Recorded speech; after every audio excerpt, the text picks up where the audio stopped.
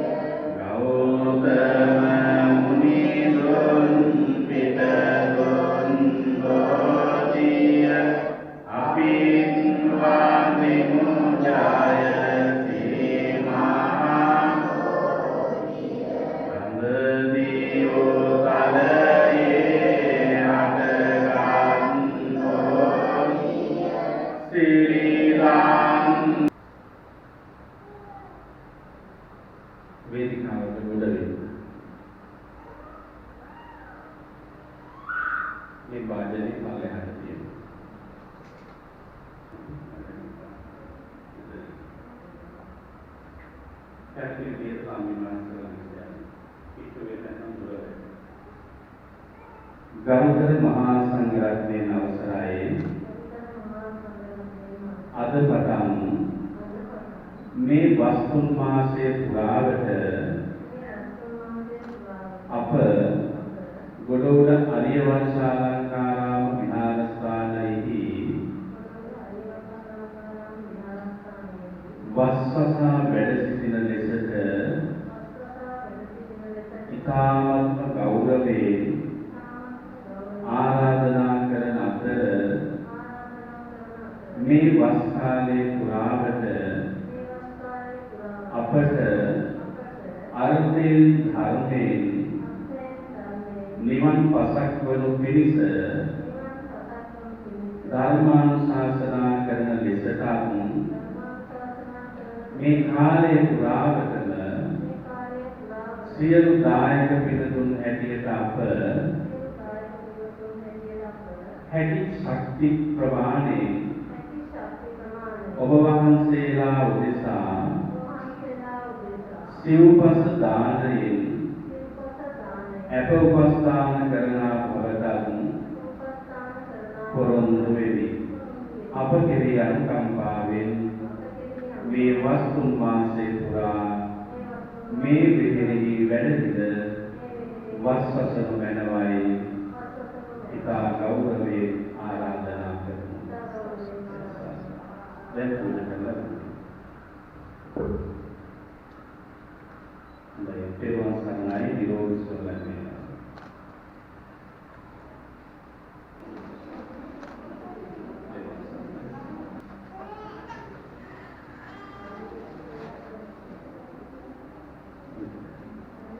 ස්වාමීන් වහන්සේට පූජා කරන්න. ඒ පූජනීය ආතාගල සිරිපවල ආමුගන් වහන්සේ ප්‍රධාන ශිෂ්‍ය පුත්‍රයන් වහන්සේලාගේ අවසරයි. අපේ නායක සභාවේ සභාපතිතුමිය ප්‍රධාන කොටගත් සිව්පේ රෝම නියෝජනය කරමින් සහභාගී වෙන සියලු දායක පින්වත්නි, මෙවර චීවර මහා පින්කමෙහි ප්‍රධාන දායකත්වයේ ලබන ගොඩොල්ල මහා විදුහලෙහි ආචාර්යනි අනුසා වීරසිංහ මහත්මිය, ආදරණීය මෑණියන් ඇතුළු පවුලේ පින්වත්නි, දරුවනි, අද අප විහාරස්ථානයේහි සම්බුද්ධ ශාසනයේ සිදුවෙන ඉමහත් වටිනා පින්කමක් වෙනුවෙන් ආරම්භය සිද්ධ කරනු ලැබුවා. ඒ තමයි පුරාණ චාරිත්‍රයේ පටන් අද දක්වා පැවතගෙන එන පූජනීය මහා සංඝරත්නයේ සඳහා සිද්ධ කරනු ලබන වස් ආරාධනා කිරීමේ මහා පින්කම. මේ පින්කම පිළිබඳව අපේ දායකත්වෝ ඉතාම හොඳින් කරුණු කාරණා බොහොමයක් දන්නවා. ඉතිහාසය කෙටියෙන් මතක් කරන්නම්. වසරින් වසර දීර්ඝව මම මතක් කරලා තියෙන නිසා පිළිතුරේ තථාගත ලෝතුරා බුදුරජාණන් වහන්සේ ජීවමාන වැඩ ඉන්න සමය තමයි මේ උතුම් පින්කම ආරම්භ වුනේ. භාග්‍යවතුන් වහන්සේ වැඩ ඉන්න සමයේ බොහෝ අන්‍යාගමික ශාස්ත්‍රවරු මේ උදා වෙලා තියෙන්නේ දඹදිවට ඉන්දියාවට වැසි කාලයට. අපිට තේරෙමයි මේ වැසි සමය තුල සංචාරය කිරීම තුළින් විවිධාකාරයේ නොගැලපීම් සිද්ධ වෙන්න පුළුවන්. ළඟට කණුවල පවා දනුලා ලියන කාලයක්. කෘමි සත්තු පවා බොහොමයක් පාරේ සැරිසරන යුගයක්. මෙන්න මෙවන් කාලයක බොහෝ අන්‍ය ආගම් අදහව වූ පිරිස් එක් තැනකට කොටු වෙලා, එක් ආරාමයකට කුටියකට කොටු වෙලා මේ වස් කාලයේ ගත කිරීම සිරිතක්ව තිබුණා. නමුත් බෞද්ධ භික්ෂුන් වහන්සේලා එහෙම නැහැ. මේ වැසි සමයේ සමහර වෙලාවට තමන්ගේ ජීවනය තුන් සිවුරයි වහන්සේලා පරිහරණය කළේ, පරිභෝජනය කළේ. වර්ෂාවෙන් දෙවිලා මේ මහා ධාරානිපාත වර්ෂාවෙන් පවා මහා සංඝරත්නය ධර්මචාරිකාව සඳහා ඉහි මෙහි නිරන්තරයෙන්ම වඩින කාර්යයක්. රටවැසියෝ මේ සඳහා භාග්‍යවතුන් වහන්සේට ඉල්ලීමක් කළා, යෝජනාවක් කළා. භාග්‍යවතුන් වහන්සේ භික්ෂුන් වහන්සේලා මෙහෙම වස් කාලේ තැනිතර සැරිසරන එක එතරම් සුදුසු නෑ. ඒ නිසා මේක කුමන හෝ වැඩපිළිවෙලක් අනුගමනය වදාරන්නට කියලා. භාග්‍යවතුන් වහන්සේ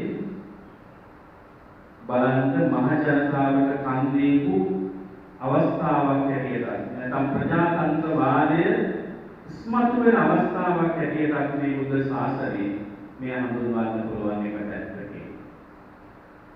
භාග්‍යවතුන් වහන්සේ දැරුවා පෙර බුදුවරු කුමක්ද මේ සඳහා අනුගමනය කළ පිළිවෙල වතාවත කියලා.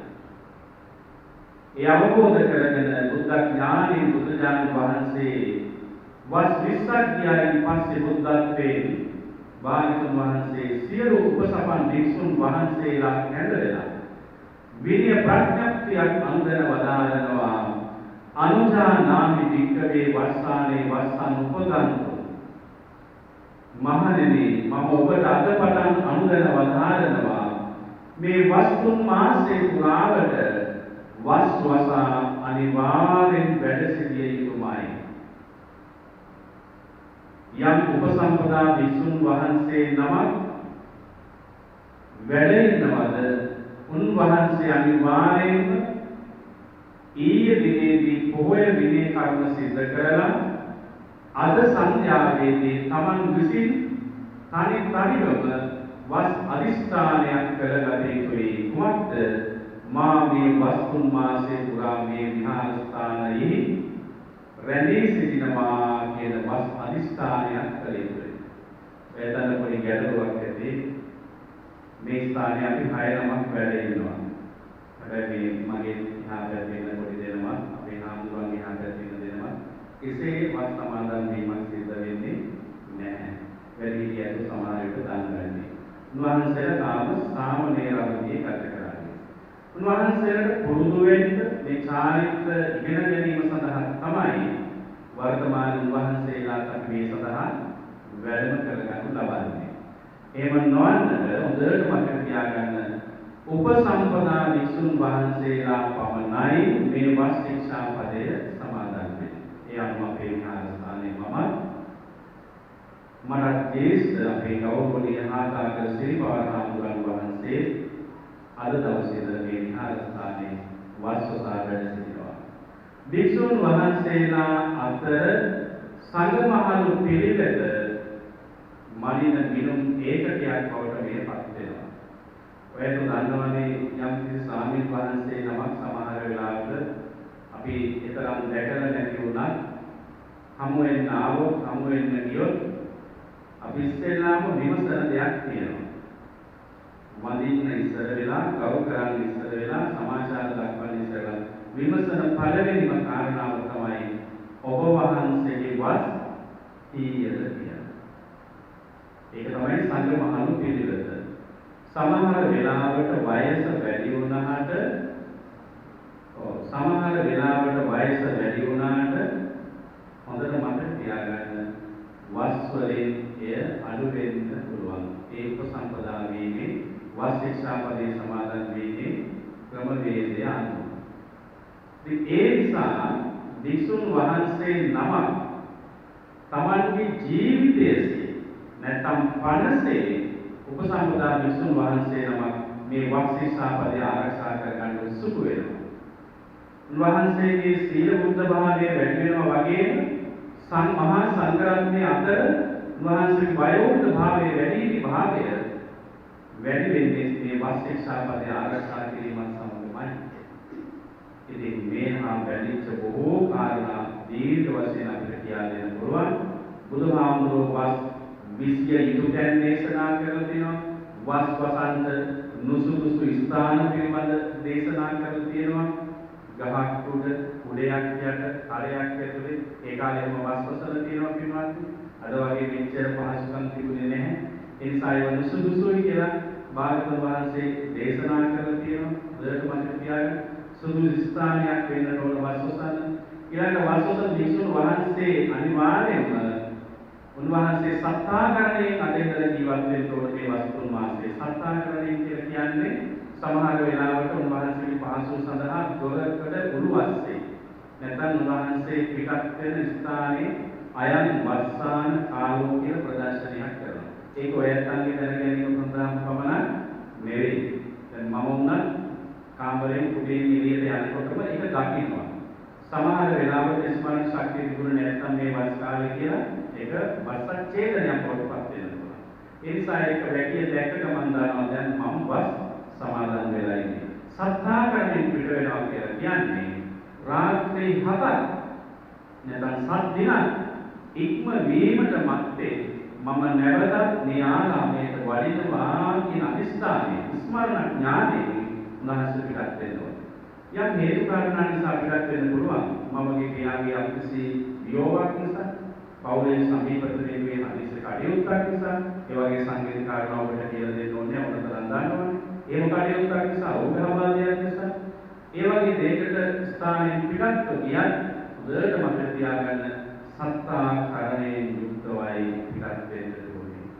ඒ නිසා මේ කාලය තුල උපසම්පදා විසුණු වහන්සේලාගේ දුකෙක්ම භාග්‍යවතුන් වහන්සේ බලාපොරොත්තු වන්නේ උන්වහන්සේලා සමාදන් වෙච්ච උතුම් සීලයක් තියෙනවා.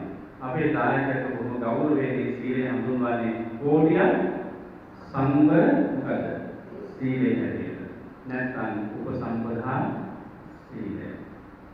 මෙන්න මේ උපසම්පදා සීලයට අදාළ සතර පාරාජිකාව ප්‍රදාන කොටගත් සියලු ශික්ෂා පද පිළිබඳ හොඳ අවබෝධයෙන් යුක්තව මේ කාලය තුළ එක්තැනක ආරාමයක වහන්සේ වැඩ සිටිය යුතුමයි. ඉතින් දායක ඔයයන්ට මේ කාලේ ලැබෙන වඩාත්ම ප්‍රතිඵලය තමයි මහා සංඝරත්නයේ වස්වසා වැඩ සිටිනකොට ඔයයන්ට සිව්පසයෙන් උපස්ථාන කළ මහ පිනක් එකතු කරගන්න පුළුවන්. සිව්පසයෙන් මාර්ගය කියලා කොහොමද දන්නවනේ? චීවර, පිටපාත, ගිලම්පස, සේනාස. මේ තමයි සිව්පසය. සාමාන්‍යයෙන් කියනවා නම් මිනිස්සෙකු ජීවත් වෙන්න අවශ්‍ය කරන මූලික අවශ්‍යතා හතරක්. මහා සංඝරත්නයේ සුවපහසුවේ ඊතුම් ඊතුම් සිව්පසදානේ භාග්‍යවතුන් වහන්සේ අnder වදාළේ. මේවයි උපස්ථාන කරන ඔබට මහා සංඝරත්නයේ වෙති මා ඔබ උම සත්‍යයනා කළා අර්ථයෙන් ධර්මයෙන් අනුශාසනා කරන්න කියලා. මහා සංඝරත්නයේ බලාපොරොත්තු වෙන්න ඕනේ ඒක. ඒ නිසා ඔබේ නිවන් මඟ පසක් කර ගන්නට අපිට මේ කාලය තුලදී ධර්මයෙන් අනුශාසනා කරන්න අර්ථ සම්පන්න අනුශාසනා ලබා දෙන්න ඒ ඔබට මහත්සේ කුසල් වැඩෙන මහානීය කාලයක් ඔබට මේ කාලය පරිවර්තනය කරගන්න පුළුවන්කම ලැබෙනවා. ඉතින් අනුසා වීරසිංහ මහත්මිය ඇතුළු මේ දායකයෝ තමන්ගේ ජීවිත කාලයේදී කරගත්තේ සුළු පටු පින්කමක් නෙවෙයි පින්වත්නි. මහානීය කුසලයක් ලැබෙන මහා පින්කමක්. මේ පින්කමේ අවසානයේ ඔබ දන්නව අවසන් වෙන්නේ කටින මහා චීවර පූජාවේ. ඒ නිසා එක විනය කර්මයක් තවත් විනය කර්මයක් හා බැඳිලා මේක අවසන් වෙන්නේ.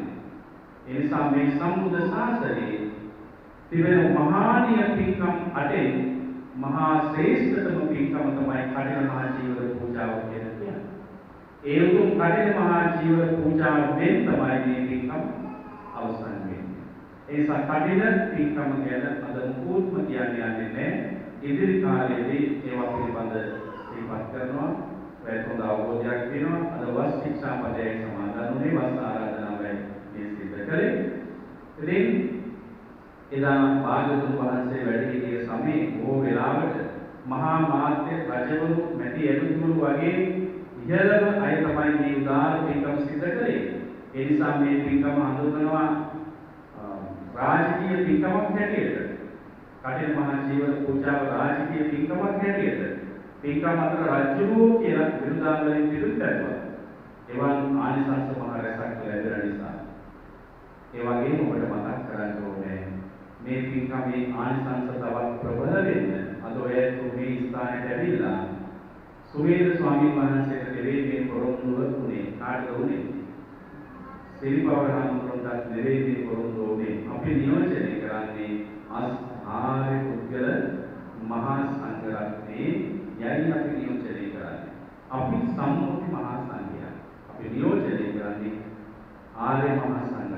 ඒ නිසා ඔබ පොරොන්දු වුණා සංඝයා වහන්සේ වෙනුවෙන්. ඔයාලට දන්නවා පන්සලට නිකම් වෙනත් දවසක ගෙනල්ලා දෙන දානෙකුත් සංඝ සතු කරාම ඒ ආනිසංස එකක්ද දෙකක්ද? ආනිසංස දෙකක්.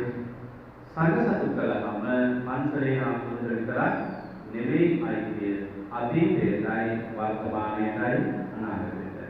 සංඝ යන සමූහය කියන එකයි. ඒ නිසා සමූහය ඉදිරියේ ඔබ පොරොන්දුවක් වුණා. සමහර තැන්වල අපි දැකලා තියෙනවා එහෙම පොරොන්දු වුණාම ආයෙත් ඒ පොරොන්දු වෙච්ච අය දකින්න ලැබෙන්නේ කවදද? හරින පින්කම් දවස. ඉතින් අපේ ආරාමයේ එහෙම එකක් නැහැ. බොහෝ සතුටින් කියන්න ඕන 2031 දක්වා දැන් මේ පින්කම් බාරගෙන තියෙනවා. මම වැඩේකින් දන්නේ නැහැ. නේද? ජීවිතය අනිත්‍යයි. 2031 දක්වා කටන පින්කම් වල දායකත්වයක් මේ වස් පින්කම් වල අපේ අතෝ හරි උනන්දුවෙන් බාරගෙන තියෙනවා. එහෙම බාරගන්නේ ඔබට මේ පින්කම් පිළිබඳ හොඳ අවබෝධයක් දෙන නිසා තමන්ගේ ජීවිත කාලය පුරා හොඳට මතක තියාගන්න. නිවන් දකින ආත්මය දක්වාම දුගතියක ඉපදෙන්නේ නැතුව සුගතියක ඉපදෙන්න ඔබ කැමතිද අකමැතිද? අනිච්චරේ දැනගන්න. නිවන් දකින ආත්මය දක්වාම දුගතියක නොයිපද සුගතියක ඉපදෙන්න කැමතිද අකමැතිද? කොච්චර කැමතිද? අපේක්ෂිතයි. ඒ වගේ ආනිසංස ලැබෙන පින්කමක් මේ පින්කම. ඒකයි තරම් ප්‍රබල කියලා කිව්වේ. හැබැයි හැම වෙලාවෙම සතිපට්ඨානෙන් යුක්තව මේ පින්කමේ නිරත වෙන්න ඕන. ඒ කියන්නේ සිහියෙන් යුක්තව මේ පින්කමේ නිරත වෙන්න ඕන. වචනේ කියුවා හිත කලකිරීමක් ඇති වෙලා මහා සංඝරත්නයේ කෙරෙහි අපහැරීමක් ඇති වෙලා කටයුතු කරන්න එපා. එහෙම වුණොත් ගඟට කපපු ඉනි වගේ පින්කමේ ආනිසංස ටික නැති වෙලා යන්න පුළුවන්. ඒ නිසා එදා භාග්‍යවතුන් වහන්සේ මේ කටිනක් කන්දක දේශනාවන් වලදී මොම ලස්සනට චීවරක් කන්දක විනය පිටකේම තියෙන මේ පින්කම් පිළිබඳ චීවරයේ පිළිබඳව චීවරක් කන්දකේ තියෙනවා, කඩේ පිළිබඳ කටිනක් කන්දකේ තියෙනවා. ඒ නිසා වස් පින්කම් පිළිබඳ තාමද දක්වලා තියෙනවා. එතරම් වූ ආනිසංස ලැබෙන මහා පින්කම. භාග්‍යවතුන් වහන්සේ සිහිපත් කරලා වැලි ගොඩකින් සෑයක් හදලා වන්දනා කරලා දිව්‍ය ලෝකෙ ගිහින් කතන්දර ඕනතරම් විමානවත් වේ තියෙනවා. ඒ නිසා සංඝ තරයේ වෙනුවෙන් සංඝයා වෙනුවෙන් මේ වගේ පින්කමක් කරගන්න ලැබෙනවා නම් මනුස්ස ජීවිතයේ මොනතරම් වටිනවද? ඔබට මතකයි සුරු අම්මා බුදුහාමුදුරුවන්ගේ මොකද නම? සුරු මව්තුමිය කවුද? පුංචි අම්මා. මහා අතින්ම හැදුවා ජීවරයක් නේද? මම මේක පූජා කරන්නේ මගේම බුදු පුතාට කියලා ජීවරයක් හැදුවා. බුද්ධ ජීවරයක්. සුගත ජීවරයක් හැදුවා. ඒ සුගත ජීවරය අරගෙන ඇවිල්ලා භාග්‍යවතුන් වහන්සේට පූජා කළාම තුන් විකත් භාග්‍යවතුන් වහන්සේ ප්‍රකාශ කළේ මොකද්ද? සංඝේහි සංඝයාට දෙන්න කොතනිය? මට පූජා කරන්න එපා. ඇයි එහෙම කිව්වේ? බුදුහාමුදුරනේ පූජා කරාම ආනිසංස අඩු වෙනවද? නෑ. පෞද්ගලික දානයක් ශ්‍රේෂ්ඨයි. මහා සංඝරත්නයේ පූජා කරාම ඒක බුදුරජාණන් වහන්සේට අයිති. ආනිසංස පුංචියකට වැඩි කරන්න ඕන නිසා. ඒ නිසා ඔබ මේ පොරොන්දුනේ මහා සංඝරත්නය. ඔබ මේ පින්කම සිදු කරන්නේ මහා සංඝරත්නය ආරම්භ කරගෙන. මේ සූපස දානේ පූජා කරන්නේ පන්සලේ හාමුදුරනේ කරන්නේ සංඝ කාර්යය මහා සංඝරත්නය. පොරොන්දුනාකාරය. අවසානයේ කඨින ජීවරයේ සකස් කරලා ගම පුරාම ඇවිදලා වඩන්වලා අත ගහලා හැමෝම එකතු වෙලා සම්මාදන් වෙලා සුමේද ස්වාමීන් වහන්සේටවත් සිරිපවර ස්වාමීන් වහන්සේටවත් නෙවෙයි කඨින ජීවරයේ පූජා කරන්නේ. නම බාධා කරන්නේම නැහැ. ඒ පූජා කරන්නේ කාටද? ඉමන් කඨින ජීවරන් වික්ඛු සංඝස්ස දේව. නැවතත් මේ පූජාවට පරිවර්තනය වෙනවා. එකම සිවුරක් දේවතාවක් පූජා වෙන්නේ කඨින ජීවරේ පමණයි. ඒ පූජාව සිදු වෙන්නේ මහා සංඝරත්නයේ විසින් යම් සීමා මන්දිරයකදී එවිට නමක් ප්‍රකාශ කරනවා. එවිට නම් සුදුසු භික්ෂුව කවරේද සොයා බලා අවශ්‍යතාවයේ තියෙන භික්ෂුවට සංඝ නියමයෙන් පස් නමකට නොඅඩු මහා සංඝරත්නයේ අනුමැතියෙන් ඒ ජීවරය පවරීමක් කරනවා. ඒක ලබා ගන්න භික්ෂුවට විශාල කාර්යයක් දෙනවා කියලා දෙන වෙලාවනේ. ඉතින් මා මතක් කරේ මෙතරම් විනය නීති රැසක් එකතු වෙච්ච මෙතරම් වටිනා ආනිසංස රැසක් එකතු වෙච්ච තවත් පින්කමක් නැති තරම් පින්වතුනි.